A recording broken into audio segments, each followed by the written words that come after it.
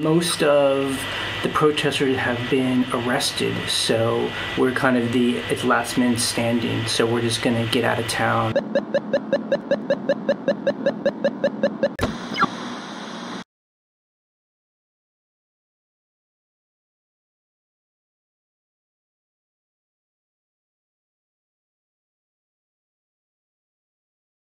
Welcome to Boing Boing TV. I'm Sheni Jardin, and I'm in the Boing Boing TV studios in Los Angeles.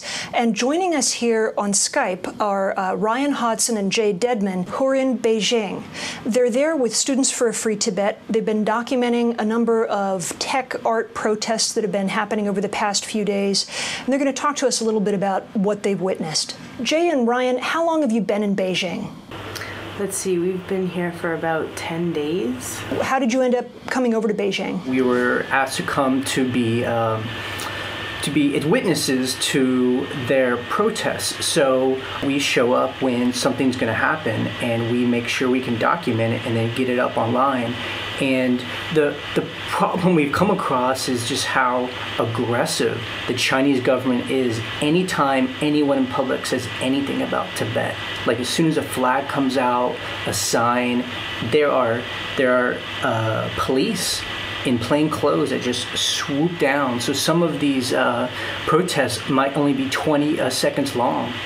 So let's talk for a minute about exactly what people have been doing over there. Over the past few days on Boing Boing and elsewhere, there's been reports of like James Powderly from Graffiti Research Labs and other people who were over there, Brian from Alive in Baghdad, who made some kind of public protest in one form or another, either alone or in groups, and there were a number of detentions. Can you talk a little bit about who's done what, who's in detention and who's walking around free, and what you documented? So the most recent thing that we documented was the LED banner at the Olympic Park. Well, the Students for Free Tibet have done a really good job organizing this, and they've been smart where they've kept everyone kind of isolated from each other.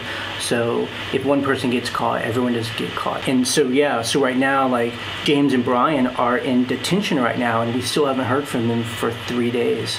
This is probably the longest that someone's been held, so it's a little bit concerning.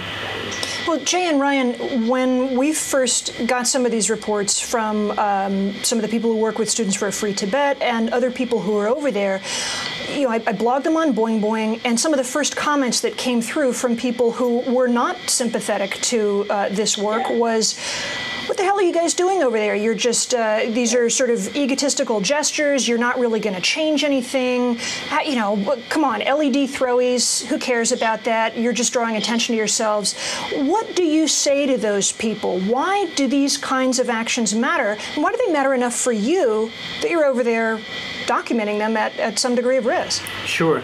Well, there's a couple things. You know, one is, you know, that we have problems with the Chinese government. The Chinese people are actually awesome. Like, Beijing in China is great. Yeah. We've had a great time.